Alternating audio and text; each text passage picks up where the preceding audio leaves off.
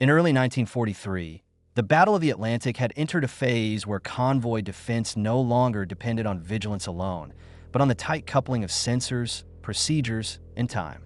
British escort groups operating in the North Atlantic now assumed that any submerged submarine attempting to penetrate a screen would be detected before it could maneuver into attack position. That assumption rested on the cumulative confidence placed in ASTIC Type 144 coordinated escort geometry and continuous maneuvering designed to deny stillness.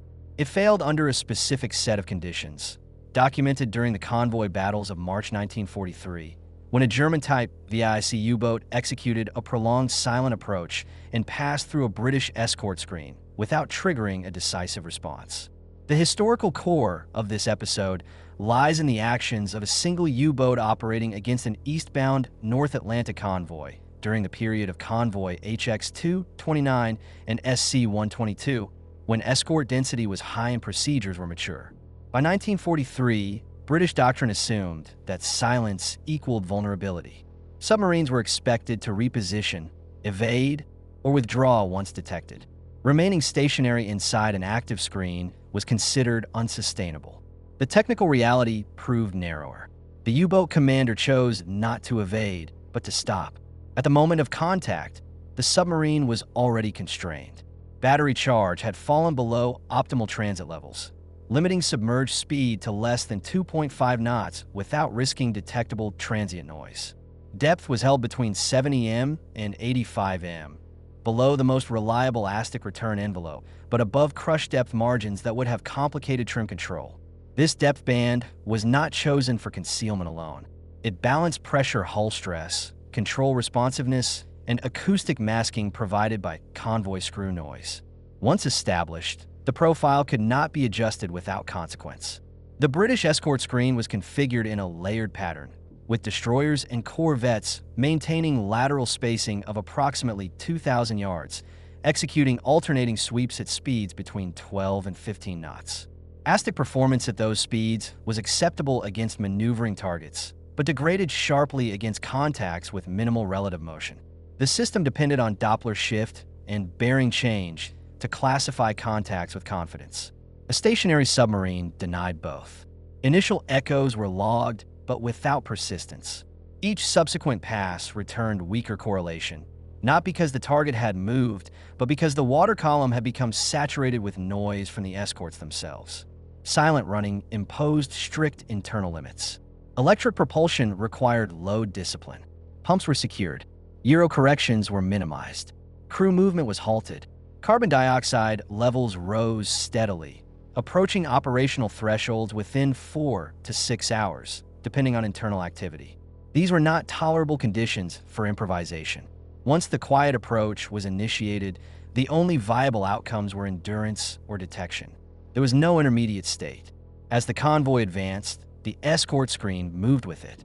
The submarine remained fixed relative to the seabed, allowing the defended volume to slide past. This inversion of movement was the decisive factor.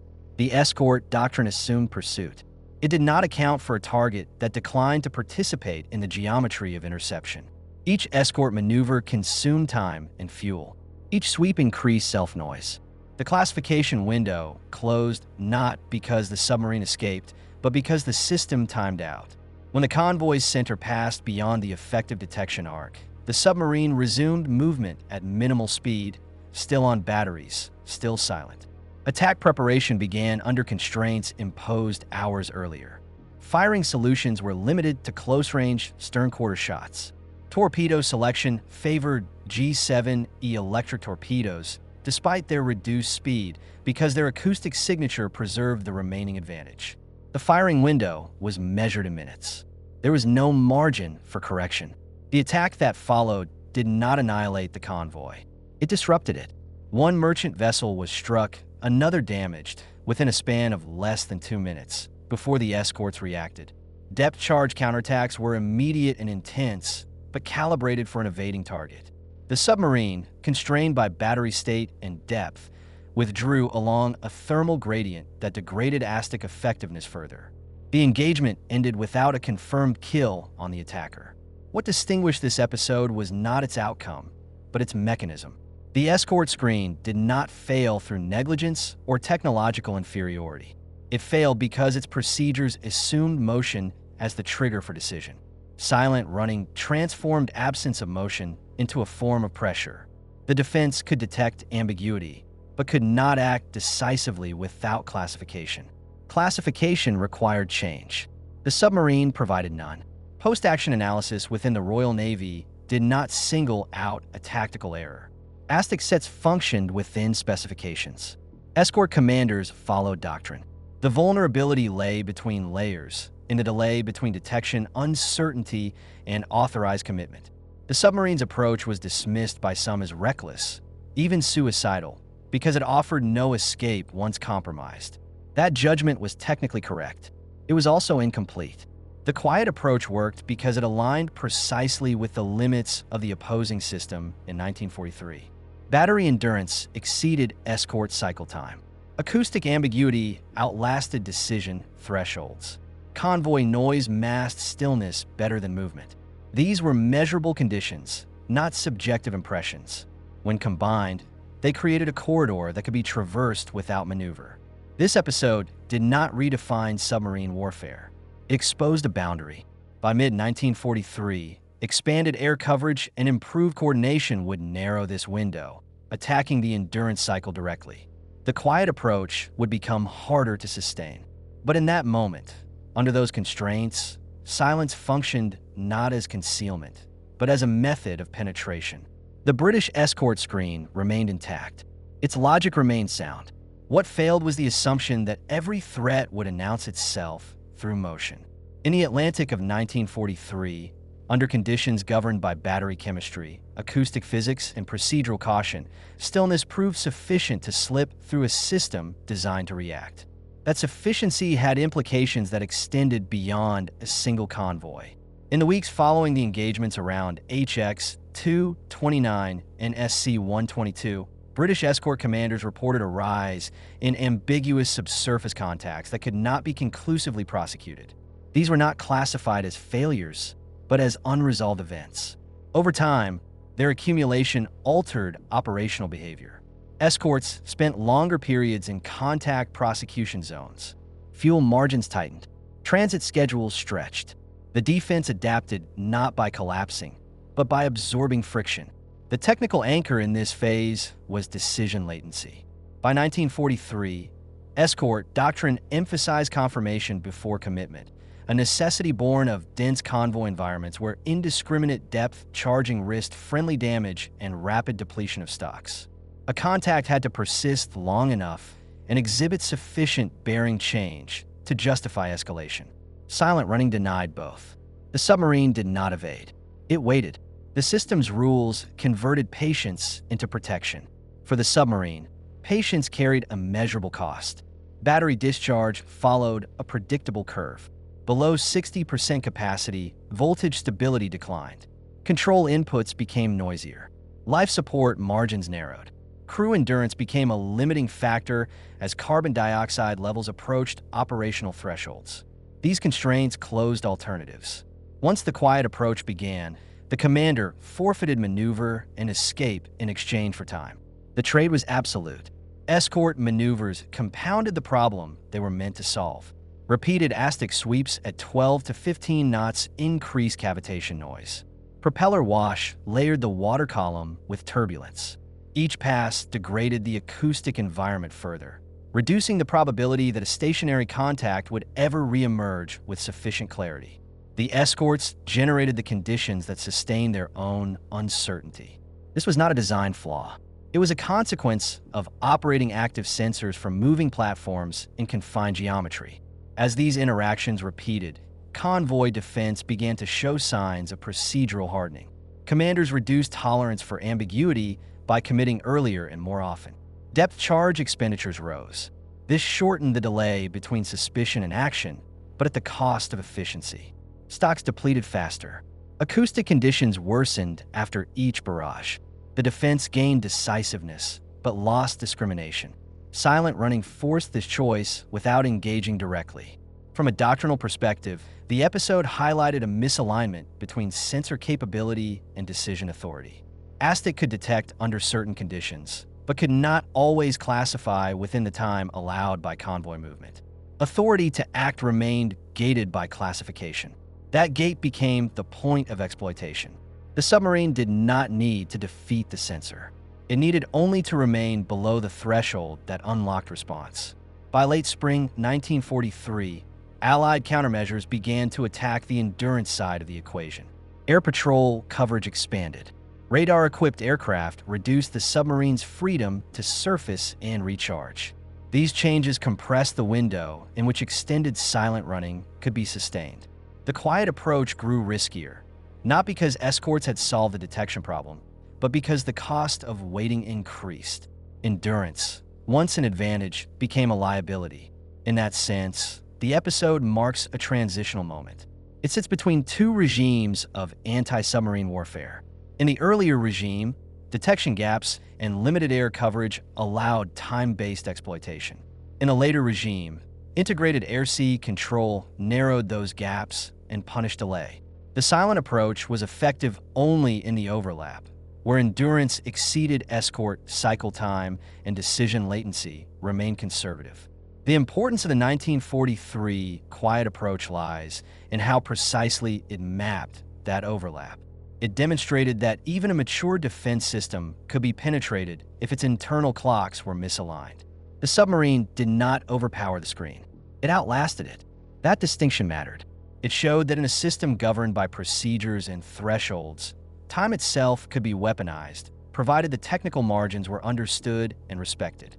This realization did not survive long in operational terms.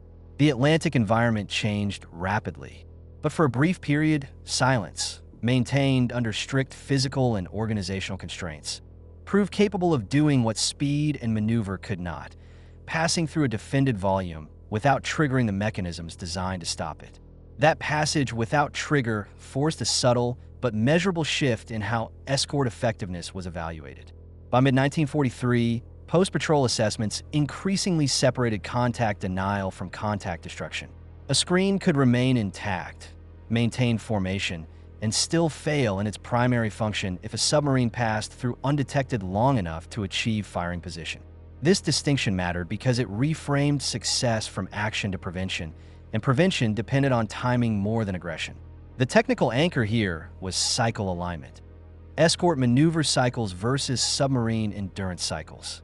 British escort groups were built around predictable patterns: sweep duration, turn intervals, station rotation. These patterns were optimized to exhaust a maneuvering target by forcing repeated course changes and speed adjustments. A stationary target inverted the cost. The escort spent fuel and time. The submarine spent nothing but battery charge at a controlled rate. In the Icelandic and North Atlantic sectors, where escort groups often operated at the edge of their endurance envelopes, this inversion mattered. A destroyer burning fuel at 15 knots could not remain in prolonged prosecution indefinitely without compromising its ability to stay with the convoy. The submarine, drawing a steady electrical load measured in kilowatts, could. This imbalance became most visible during escort relief periods. When one group handed over to another, attention shifted inward to coordination and spacing. Those transitions created short intervals where the screen's geometry loosened. The silent approach exploited these intervals not by moving into them, but by already being there. The submarine did not chase gaps. It waited for them to form around it. This required precise timing. Battery state had to be sufficient to cover not only the waiting period but the subsequent attack and withdrawal. The margin was narrow. Miscalculation meant exposure with no energy reserve. Inside the submarine, the cost of that miscalculation was absolute. Below certain battery thresholds, propulsion noise increased as efficiency dropped. Auxiliary systems became unreliable. Any attempt to accelerate above 3 knots risked generating acoustic transients detectable even in degraded conditions. The commander's choice to remain silent was therefore a commitment to a single timeline. Deviating from it was not a tactical adjustment. It was a failure state. The escort screen, by contrast, retained flexibility but paid for it continuously. Each maneuver, each sweep, each depth charge run consumed finite resources that could not be replenished at sea. The defense could choose to act more aggressively, but aggression accelerated depletion. It could choose restraint, but restraint allowed ambiguity to persist. Silent running forced this trade repeatedly, not to break the system, but to stretch it. As this pattern repeated across multiple convoys, its influence extended beyond individual commanders. Planning staffs adjusted expectations. Escort availability calculations began to include time lost to unresolved contacts. Fuel forecasts incorporated higher consumption during transit through high-threat sectors. None of these adjustments appeared in headlines.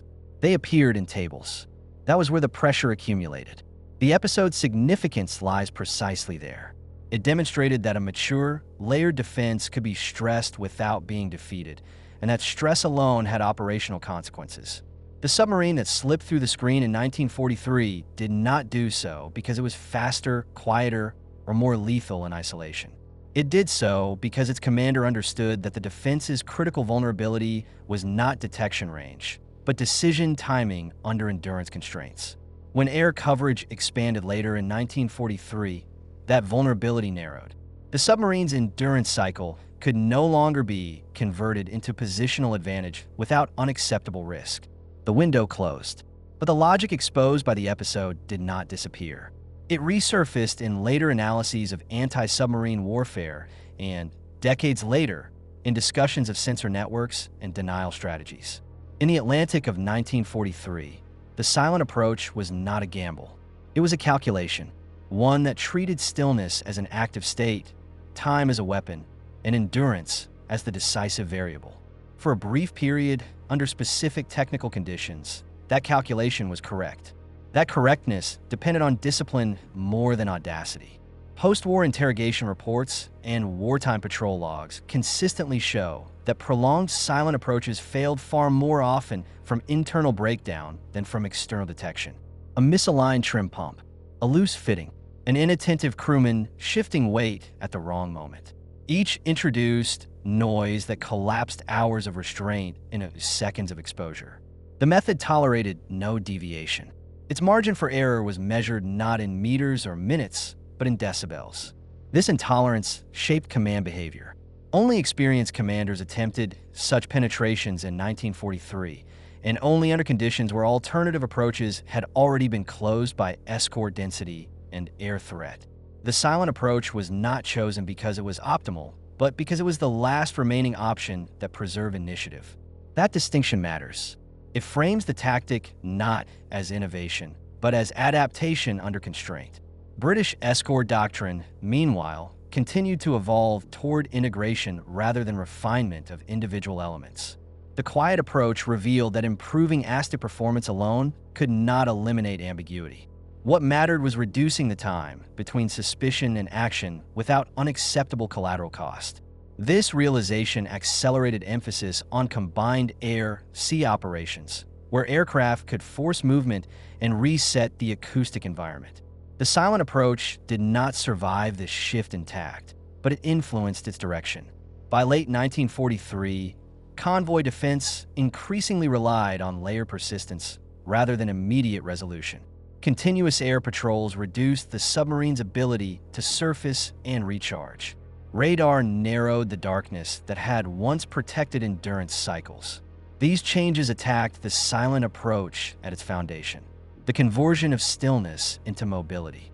Without that conversion, waiting became dangerous. Silence without an exit path ceased to be viable. The episode thus marks a boundary condition in the Atlantic War. On one side lay a period where endurance could outlast procedure. On the other lay a system where procedure was reinforced by coverage dense enough to make endurance irrelevant.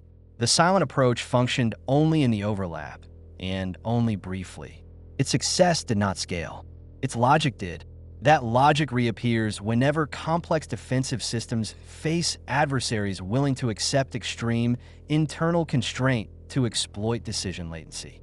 In 1943, it manifested underwater in a battle space governed by acoustic physics and battery chemistry. The submarine that slipped through the Escort screen did not defeat British anti-submarine warfare. It revealed where its tolerance ended. The value of the episode lies in that revelation. It shows that even highly structured defenses are shaped by assumptions about behavior. When those assumptions are denied, systems consume resources without producing resolution. In the North Atlantic, that consumption translated into fuel, time, and attention. The cost was not catastrophic. It was cumulative. Seen as part of the broader campaign, the silent approach underscores how the Battle of the Atlantic was decided not by single breakthroughs, but by the gradual closure of such windows. Each window forced adaptation. Each adaptation raised the baseline cost of control. By the end of 1943, the balance had shifted decisively against the U-boat arm, but it had shifted through accumulation, not reversal. For a brief interval, silence functioned as leverage, not because it hid the submarine completely, but because it denied the defender the moment to decide. That denial did not last. Its effects did. That continuation depended on a narrowing set of conditions that commanders on both sides increasingly recognized, even if they described them differently. For the submarine force, the silent approach ceased to be framed as a tactic and was instead treated as a conditional posture, viable only when three variables aligned: battery state above a calculable minimum, escort cycle time exceeding the projected duration of stillness, and an acoustic environment already degraded by surface activity. Remove any one of these, and the posture collapsed into liability. Operational correspondence from late 1943 reflects this recalibration. Submarine commanders reported that attempts to repeat prolonged, silent penetrations now resulted in earlier compromise, not because escorts detected them more reliably, but because external pressure forced movement sooner. Air patrols shortened the recharge interval. Radar coverage reduced safe, surfacing windows to minutes rather than hours. The endurance margin that had enabled patience eroded. Silence no longer bought time. It consumed it. On the escort side, lessons were absorbed unevenly. ASTIC operators became less tolerant of ambiguity, escalating contacts with weaker evidence. This reduced delay but increased noise saturation and false prosecutions. Escort commanders accepted this trade-off as necessary. Fuel expenditure rose. Depth charge stocks depleted faster. Convoy defense became more expensive, but also more decisive. The system learned to act without certainty because certainty had proven unattainable under previous thresholds. The technical anchor in this phase was coverage density. Where escort screens had once relied on geometry and procedure, they now relied on persistence. Continuous air presence reduced the submarine's ability to reset its energy state. Surface units coordinated with aircraft to force movement, reintroducing the very transients silent running sought to avoid. The defender shifted from waiting for classification to provoking it. This shift altered the meaning of stillness. What had been an advantage in early 1943 became a trap by year's end. A submarine that remained silent too long risked reaching battery depletion at the exact moment surfacing became most dangerous. The calculus inverted. Movement, once the trigger for detection, became the means of survival. Silence without exit became indistinguishable from surrender to attrition. In campaign terms, this inversion marked the closing of a window rather than the discovery of a flaw. The silent approach had never been scalable. It functioned only while systemic tolerances allowed endurance to exceed response. When those tolerances tightened, the method lost leverage. Its historical significance lies in how clearly it revealed the boundary. What remains constant across the episode is the role of constraint. Neither side acted freely. Every decision was bounded by physics, energy, and procedure.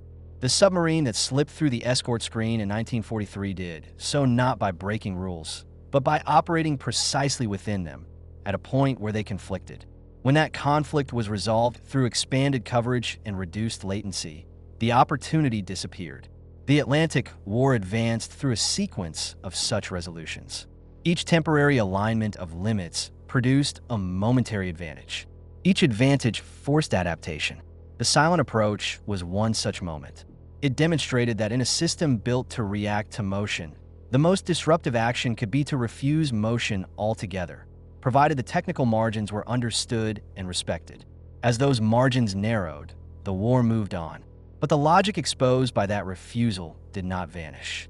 It remained embedded in doctrine, analysis, and the evolving understanding that in industrial warfare, dominance is rarely absolute.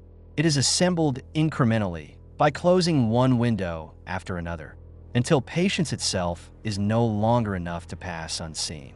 That closing of windows did not occur uniformly across the Atlantic. In peripheral sectors and transitional zones, the same constraints reappeared intermittently, creating brief pockets where endurance again outweighed reaction. Commanders learned to identify these pockets not by doctrine, but by indicators. Escort turnover frequency. Air patrol gaps measured in tens of minutes. Sea states above 5, where surface noise degraded acoustic returns. Each indicator reduced certainty. Each reduction reopened, if only marginally, the logic of stillness. In these conditions, the silent approach was shortened and compressed rather than abandoned. Instead of 6 to 7 hours, commanders aimed for 2 to 3 hours of disciplined quiet, sufficient to allow a convoy element or an escort sector to pass. Battery discharge was calculated to preserve a minimum reserve for withdrawal at 3 to 4 knots, even if that meant forfeiting attack opportunity. Survival replaced penetration as the primary objective. The technique survived by shrinking. Escort forces responded by tightening procedural windows further. ASTIC sweeps were integrated with timed radar checks and air cues, reducing the reliance on acoustic classification alone. This integration imposed its own constraints. Coordination required communication. Communication introduced delay. Delay reduced tempo.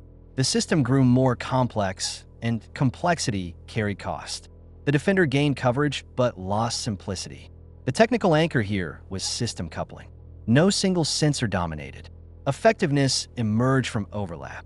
Silent running exploited moments when that overlap thinned. A submarine did not need all layers to fail. It needed only one to lag. In early 1943, that lag often occurred between acoustic suspicion and command authorization.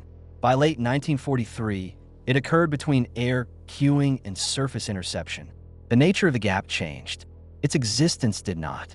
For the submarine, operating within these narrowing gaps required increasingly precise energy management. Battery capacity margins shrank to percentages. Decisions were tied to voltage readings rather than tactical preference. A drop below 50% capacity became a hard stop for prolonged silence. Beyond that point, noise increased nonlinearly. The commander's decision space collapsed rapidly. Waiting ceased to be optional. The escort's decision space also narrowed, but in a different way. Higher tempo operations left less room for deliberation. Commanders accepted higher false positive rates and greater expenditure as the price of certainty. Depth charge patterns became more aggressive, even when contact confidence was low. This reintroduced motion into the environment. Motion restored classification. The system chose decisiveness over efficiency. These opposing adaptations reveal asymmetry. Both sides moved away from patience. The submarine because endurance no longer guaranteed safety. The escort because hesitation no longer guaranteed control. The silent approach, once a method of exploiting delay, now operated against a system that had decided delay itself was unacceptable. Yet even as its tactical value diminished, the episode's analytical value increased. Post-war studies did not treat the silent approach as a curiosity. They treated it as evidence that decision thresholds, not sensor limits, often define system vulnerability. This insight influenced later thinking about layered defense and denial strategies, long after battery chemistry and ASTIC sets have been replaced by new technologies. In 1943, off the North Atlantic convoy routes, the silent approach marked the point where time briefly became a weapon. Not because it was infinite, but because it was scarce on both sides. The side that could spend it more efficiently gained leverage. For a short period, that side was the submarine willing to stop moving. As the year closed and the balance shifted, movement regained primacy. Silence became temporary again, a pause rather than a posture. The convoy system tightened. Air coverage closed gaps. The window that had allowed stillness to penetrate defense narrowed to a slit, then closed. What remains from the episode is a clear demonstration of how warfare under technical constraint evolves, not through singular breakthroughs, but through the progressive elimination of exploitable delays. The silent approach did not change the outcome of the Atlantic War. It clarified one of its mechanics. In a system governed by sensors, procedures, and finite energy, refusing to move could be as consequential as any maneuver, until the system learned how to force movement back into the equation. That forcing of movement became the defining objective of late 1943 convoy defense. Once escorts accepted that ambiguity itself was the threat, doctrine shifted toward provocation rather than confirmation. The goal was no longer to wait for a clean solution, but to induce conditions under which a solution became unavoidable. For a submerged submarine, that meant noise, displacement, or exhaustion. All three were tied directly to energy state. The technical anchor of this phase was energy convergence. Escort groups operated on fuel curves that could be replenished at sea only with difficulty, but not under immediate threat. Submarines operated on batteries that could not be replenished submerged at all. For most of 1943, these curves intersected in a narrow band where waiting favored the submarine. By late autumn, expanded air patrols and improved radar shifted that intersection point. Waiting now favored the defender because it shortened the submarine's remaining options faster than it consumed escort endurance. Operational data from North Atlantic convoy routes shows this inversion clearly. Average submerged endurance between surfacings fell from 18 to 20 hours earlier in the year to 10 to 12 hours by December, not because batteries had worsened, but because surfacing opportunities had collapsed. A submarine that remained silent for 3 hours inside an escort screen now faced a higher probability of encountering radar-equipped aircraft during the recharge phase than during the penetration itself. Silence delayed detection, but it concentrated risk. This concentration altered attack geometry. Commanders increasingly accepted shallower penetration angles and shorter firing windows.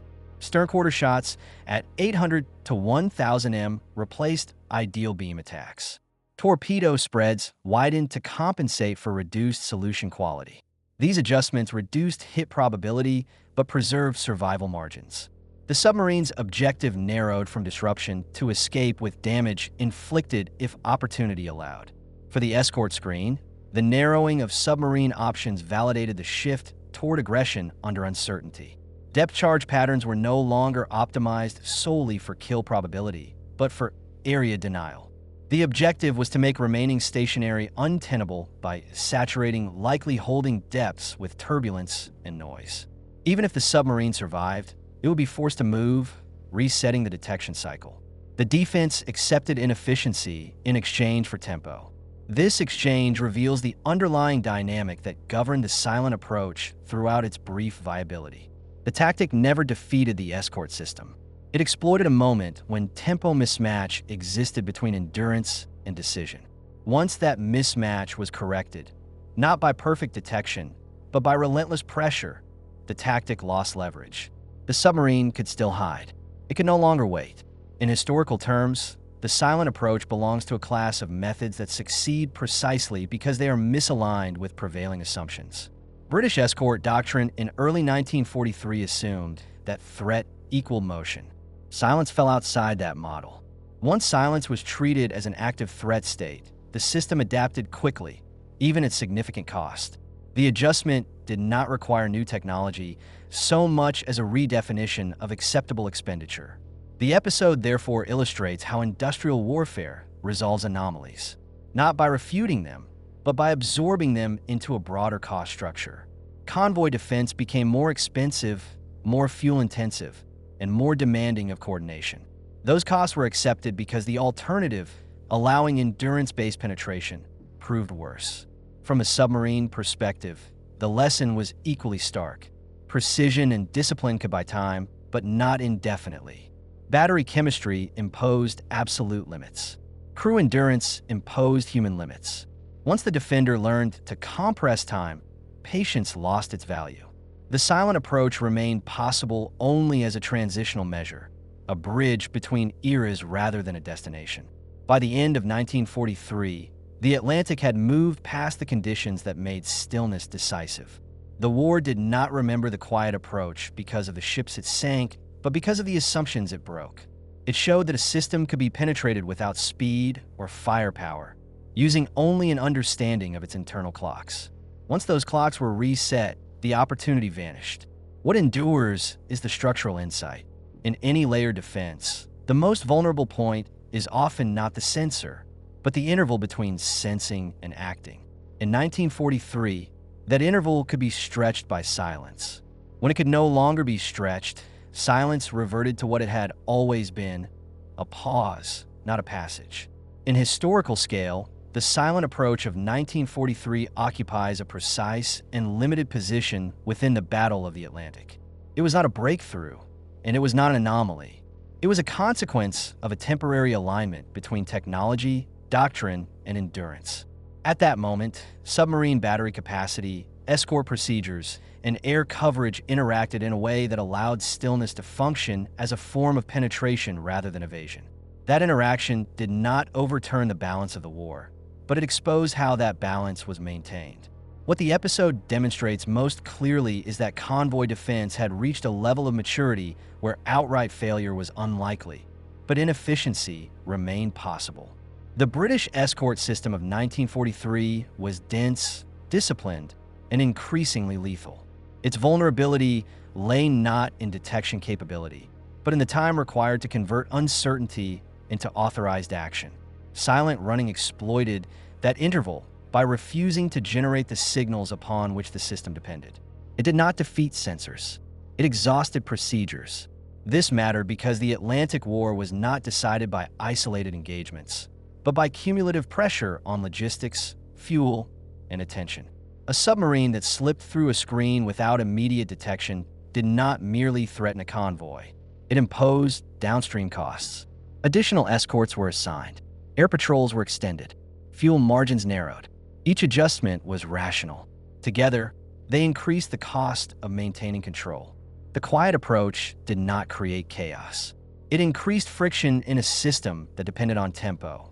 The response to that friction shaped the later course of the campaign. By mid to late 1943, Allied command accepted higher expenditure and lower certainty in exchange for decisiveness. Air coverage expanded. Radar closed surfacing windows. Escort doctrine shifted from confirmation to provocation. These changes did not eliminate silent running as a technique, but they removed its strategic leverage by attacking its enabling condition, the conversion of endurance into positional advantage. Once waiting became more dangerous than moving, the logic of stillness collapsed. In this sense, the silent approach marks a transition rather than a climax. It belongs to the closing phase of a contest between endurance and reaction before coverage density and coordination resolve the imbalance. Its historical importance lies in how clearly it revealed that balance, and how quickly the system adapted once the vulnerability was understood. The window closed not through innovation alone, but through acceptance of higher cost and sustained pressure. Seen across the entire war, the episode reinforces a broader pattern. Industrial warfare is governed by limits of energy, of time, of decision. Advantages emerge when those limits misalign. They disappear when systems learn to realign them. In 1943, silence briefly exploited a misalignment in the Atlantic. It forced the defender to spend resources without immediate resolution. That effect was real, measurable, and temporary. The quiet approach was never about heroism or ingenuity in isolation. It was about discipline under constraint and an understanding of how systems behave when denied the stimuli they expect. For a short period, refusing to move was enough to pass through a defense designed to react to motion. When that defense learned to treat stillness as a threat state rather than an absence of one, the method lost its power. What remains is the lesson. Control in modern war is not absolute. It is maintained through continuous expenditure and constant adjustment. Any pause, any delay between sensing and acting can become exploitable if endurance allows it. In the North Atlantic of 1943, that pause existed long enough for silence to matter. Once it no longer did, the war moved on, having absorbed yet another reminder that systems are strongest not when they are perfect, but when they are willing to act despite uncertainty.